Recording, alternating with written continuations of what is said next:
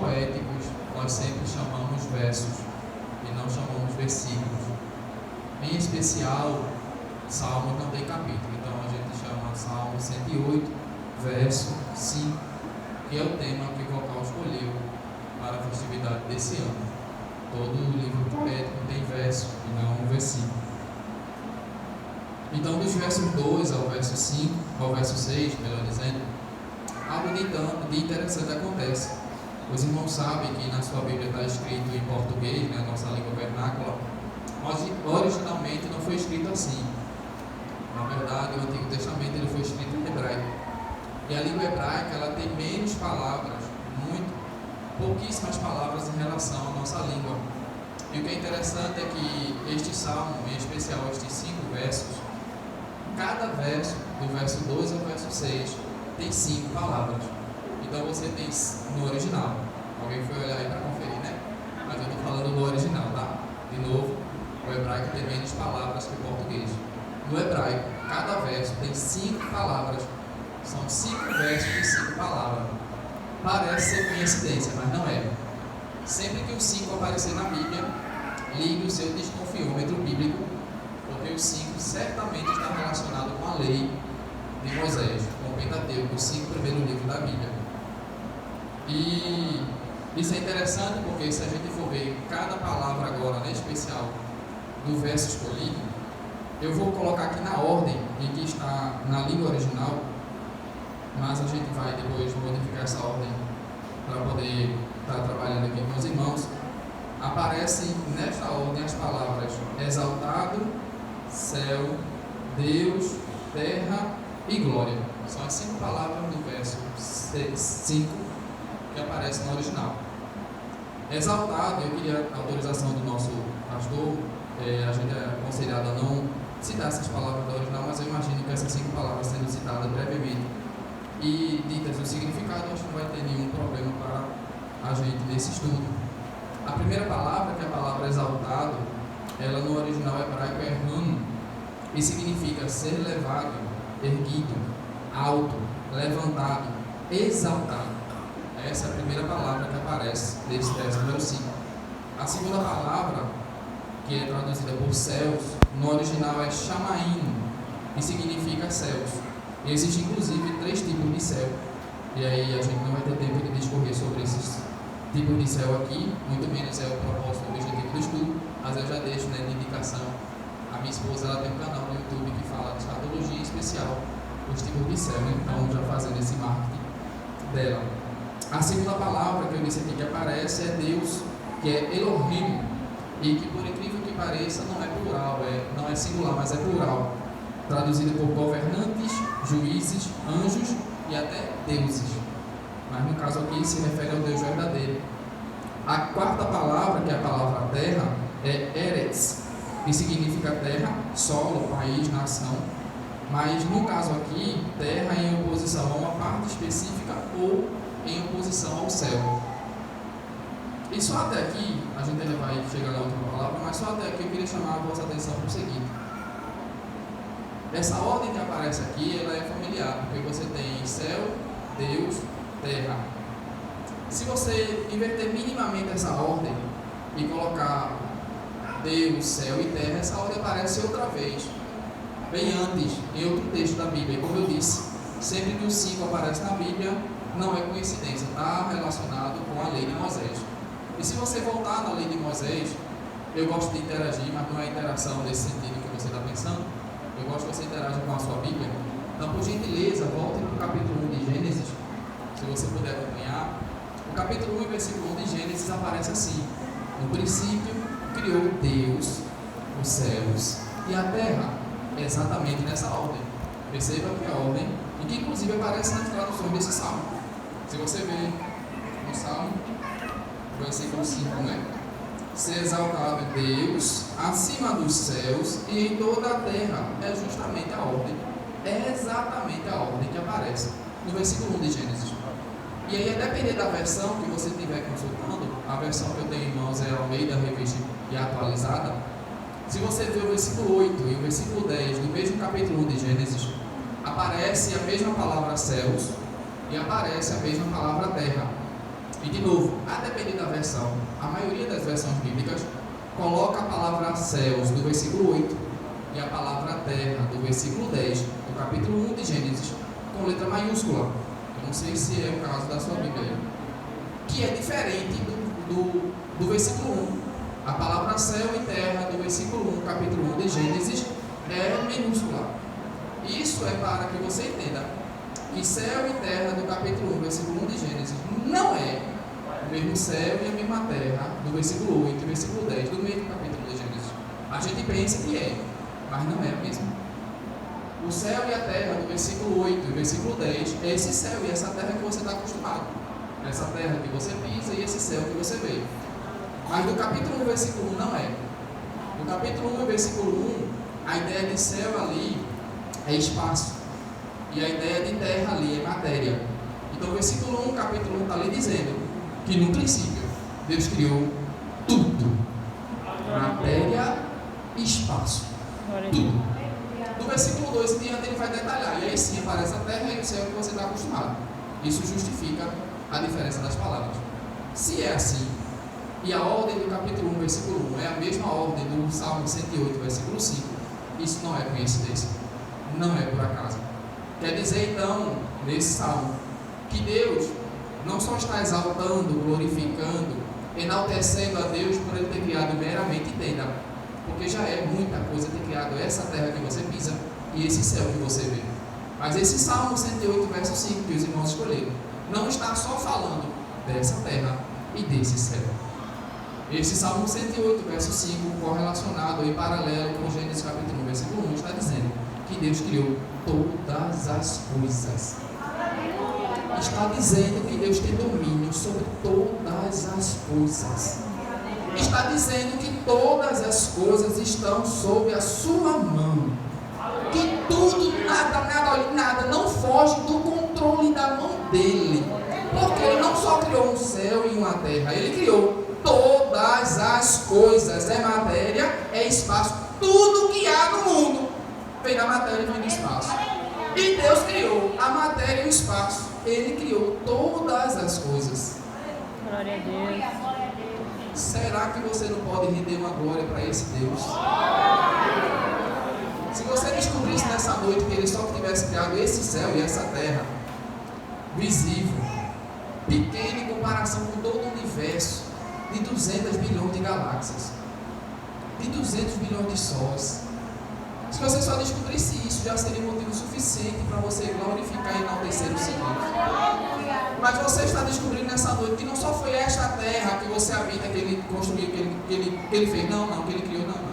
Ele criou todo esse universo, todo esse espaço e essa matéria. A matéria que veio, que é, que virá. Tudo isso ele criou. E aí você entende porque o Salmo começa dizendo: ele é exaltado. E aí se eu entendo o que significa ser exaltado, aí eu consigo entender o que significa glória do final do verso. A palavra para glória que aparece aqui é kabod ou kavod, que significa abundância, riquezas, honra, esplendor, dignidade, reputação, reverência ou simplesmente glória. E se você colocar na ordem que eu apresentei aqui, então terra está para céu, céu está para a terra, assim como glória está para ser exaltado, assim como ser exaltado está para a glória. E quem está no centro? Deus. Deus está no centro. Isso significa dizer que se Deus não for o foco, se Deus não for o motivo, se Deus não for o objetivo, se o alvo não for Deus, não adianta ter céu, não adianta ter terra, não adianta ter exaltação, não adianta ter glória, não adianta de nada disso se ele não estiver no centro, no objetivo, no foco. E se você ver direitinho, todo o salmo ele vai falar sobre isso. Mas especificamente o que é essa glória? O que é essa glória? Para a gente entender isso, a gente tem que voltar e entender que antes da queda, isso também está registrado na lei de Moisés, os 5 primeiros livros da Bíblia, em especial Gênesis. Antes da queda, a glória de Deus, pessoalmente, estava com o homem no jardim. Você não entendeu. Você está sentindo a glória de Deus aqui, mas você não tem noção, não consegue conceber nem imaginar o que é sentir a glória de Deus pessoalmente. Diz o texto que Deus em pessoa passeava no jardim e conversava com Adão. Era ter a glória de Deus pessoalmente com ele. Mas o homem pecou, o homem desobedeceu, o homem rebelou e perdeu, olha, ele perdeu o privilégio de estar com a glória pessoalmente com ele. E agora, a partir de então, depois da queda, a glória ficou restrita ou limitada.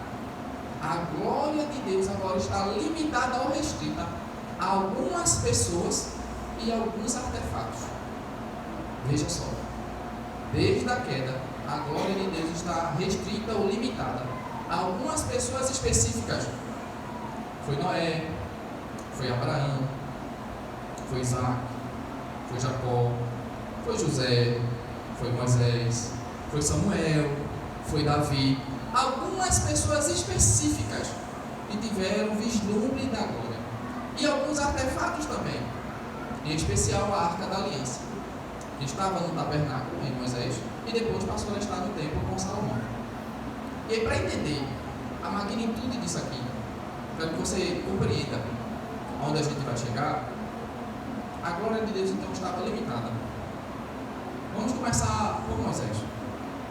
Moisés, ele tem o privilégio de construir o tabernáculo, de ser aquele responsável por chefiar, orientar a construção do tabernáculo, que seria conforme Deus disse que seria. E Moisés já sabia o que era a glória de Deus, porque um tempo antes, Moisés, quando ele tem fugido do Egito, passa 40 anos ali, Midian, e se casa, e tem filho, e aí ele vê uma sarça pegando fogo e não se consome.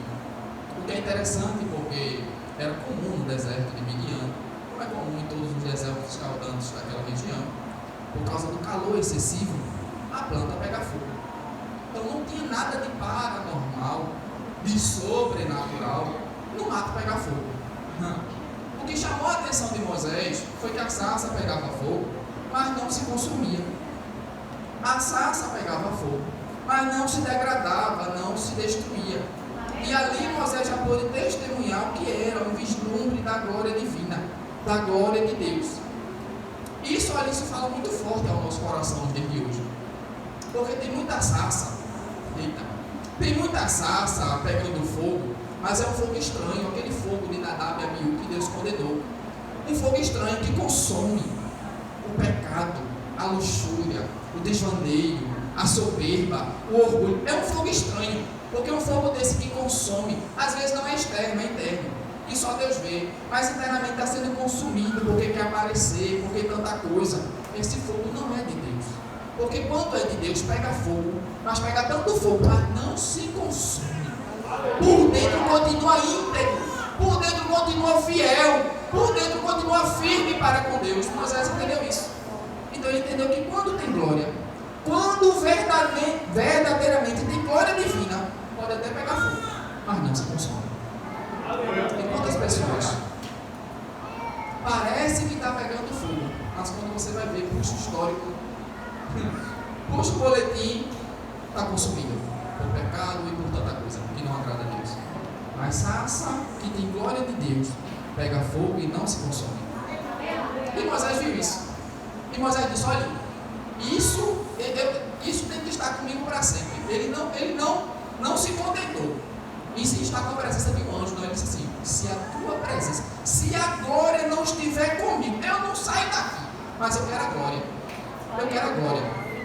E aí Deus dá o privilégio a ele de construir um tabernáculo. E no tabernáculo residia a glória de Deus. Você não entendeu? Se você ler capítulo 40 de Êxodo, versículo 34, vai dizer que quando eles acabam o tabernáculo, a glória de Deus, a gente chama isso de dedicação, a glória de Deus desce, mas ela desce de uma forma tão tremenda que ela marca, fica histórica. Aquele dia fica histórico, foi narrado, foi registrado, porque a glória foi tremenda. E Moisés lá testemunhou. Moisés viu que a glória era tremenda e disse: essa glória tem que ser disponível para todos. E a glória desce e habita num tabernáculo. Só que tínhamos um problema. Como eu disse, a glória estava limitada a pessoas e a artefatos, a objetos. Esse tabernáculo, ele era móvel, você podia desmontar. E quando a nuvem, que também é glória, quando a nuvem ia, o tabernáculo tinha que ir. E de dia tinha nuvem para aparar o povo do sol, e de noite tinha fogo para iluminar o povo. Era tudo manifestação da glória. Tem glória que ajuda de dia, quando está muito quente, a glória ajuda. Tem glória que ajuda de noite. Se o caminho é trevas, é escuridão, a glória ilumina. E a glória estava sempre ali iluminando o povo, mas ainda estava restrito. De forma que quando montasse o tabernáculo, a glória residia ali. E só estava ali. Porque ele era físico. Passa o tempo. O povo entra em Canaã. Vocês sabem da história, vem Josué. Depois vem o período da magistratura com juízes. Vem então o período da monarquia com o primeiro monarca Saul. E Saul também desfrutou do que era a glória de Deus. O que é interessante porque capítulo 9 e capítulo 15 de Samuel, 1 Samuel, vai deixar claro que Deus investiu em Saul. Deus escolheu Saul.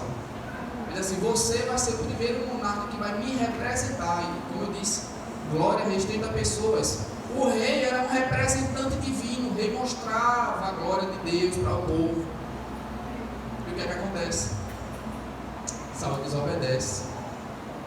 Saul trai. Saul se desvia do propósito. O que é interessante porque a gente teme investir em pessoas sendo que a gente sequer sabe se a pessoa vai nos trair ou não. E Deus, que sabe?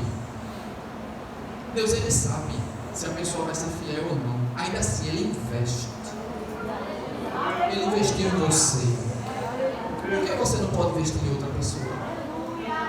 Se Deus sabe de mim e de você, como a gente era, como a gente é, como a gente vai ser ainda, Ele sabe, Ele investe na gente porque a gente não pode investir nos outros.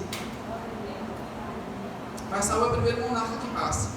Vem Davi, Davi tem um desejo genuíno de construir um templo ao Senhor. E aí Deus diz: não, ele não vai ser você porque sua mão está manchada de sangue, mas o seu filho. Na época do seu filho eu vou dar paz a Israel.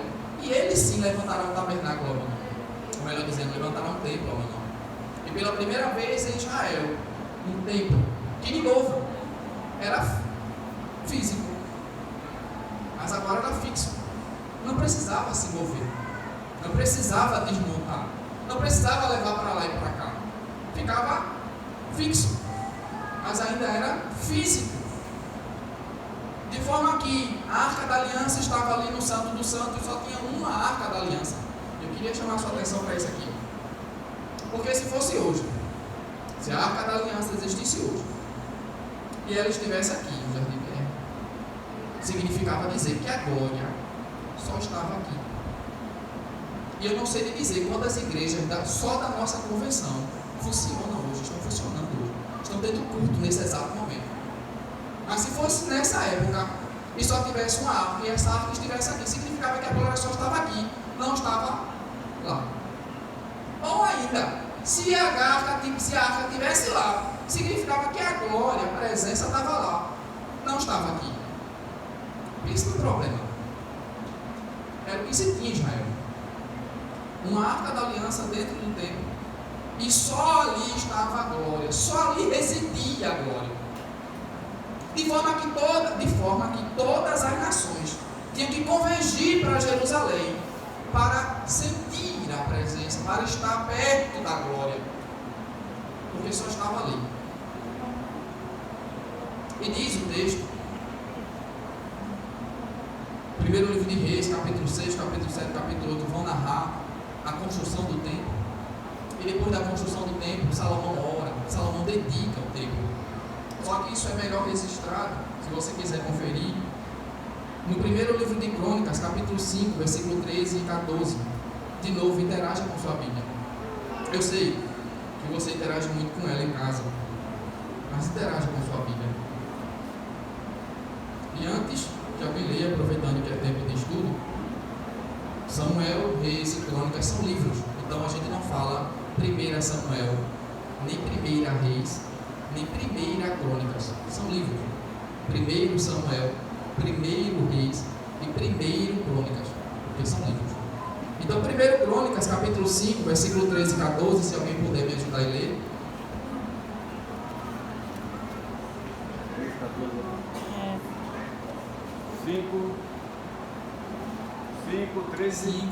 13 e 14. E seus irmãos, segundo as suas casas paternas, foram Micael, Mesulão,